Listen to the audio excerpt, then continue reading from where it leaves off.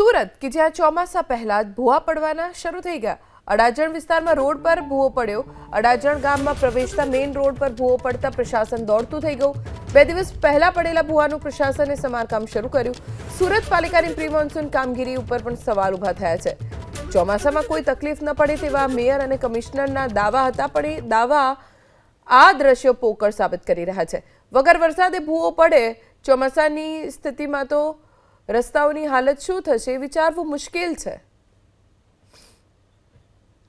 હજી વરસાદ પડ્યો પણ નથી અને રસ્તા ઉપર ભૂવા પડવાનું શરૂ થઈ ગયું। પ્રી મોન્સૂન કામગીરી થાય છે તો થાય છે ક્યાં? કાગળ ઉપર કે પછી જમીની હકીકત પ્રી મોન્સૂન કામગીરીની છે પણ ખરી?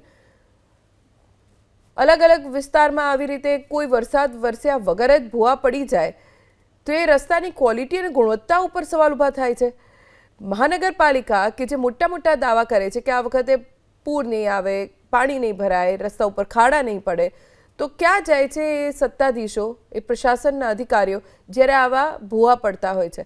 અમારા સંવાદદાતા ધનરાજ બાગલે પાસેથી વધુ જાણકારી પ્રાપ્ત કરીશું। ધનરાજ, વરસાદ પડ્યો પણ નથી અને ભૂવા પડ્યા છે। ચોમાસાની સ્થિતિમાં સુરતની શું હાલત થશે એ વિચારવું મુશ્કેલ। કોઈ પ્રતિક્રિયા મળી છે ખરી? ભૂવાનું સમારકામ ક્યારે થશે? જી બિલકુલ, જાણકારી મળતા અત્યારે અધિકારીઓ દોડતા તો થયા છે, પરંતુ ઘટના બની છે સુરતના અડાજણ વિસ્તારમાં। અડાજણ વિસ્તારમાં આ પ્રમાણે મસમોટો ભૂવો પડતાની સાથે જે વાહન ચાલકો છે તે હેરાન પરેશાન થયા હતા। જોકે સુરત શહેરમાં ચોમાસા પહેલા જ ભૂવા પડવા લાગ્યા છે, ત્યારે વરસાદ જ્યારે પડશે ત્યારે કેવા પ્રકારની સ્થિતિ રહેશે તે ચોંકાવનારી બાબત થશે। અડાજણ ગામમાં જે પ્રમાણે અત્યારે હાલ મેઇન રોડ ઉપર ભૂવો પડ્યો છે ત્યારે તંત્રને આ બાબતે જાણકારી આપવામાં આવી હતી, ત્યારે તાત્કાલિક સુરત મહાનગરપાલિકાના જે અધિકારી તંત્ર છે તે દોડી આવ્યો હતો। જોકે ખાડો ખોદી પૂરવાની કામગીરી છે હાથ ધરવામાં આવી છે। 2 દિવસ પહેલા આ ભૂવો પડ્યો હતો, ત્યાં સુધી કોઈની નજર નહોતી।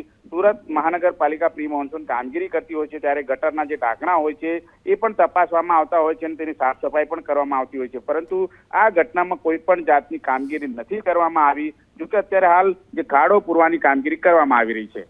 જી ધનરાજ, આભાર જાણકારી આપવા માટે।